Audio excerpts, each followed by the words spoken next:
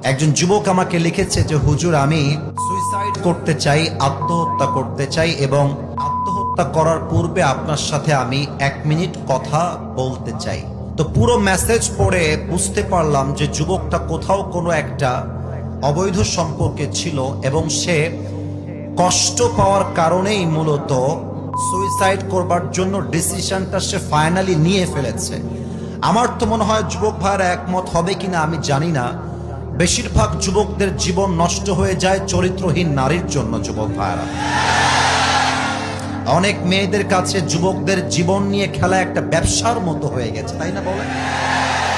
আর আজকালকার মেয়েরা বোরকা পড়লে কিন্তু দিনদার হওয়া যায় না। যুবক ভাইরা, অনেক মেয়ে দেখবা বোরকা পরে এমন টাইট ফিটিং বোরকা পরে ঘুরে বেড়ায়, তার দেহের প্রত্যেকটা অঙ্গ প্রত্যঙ্গের ভাঁজ বোঝা যায়।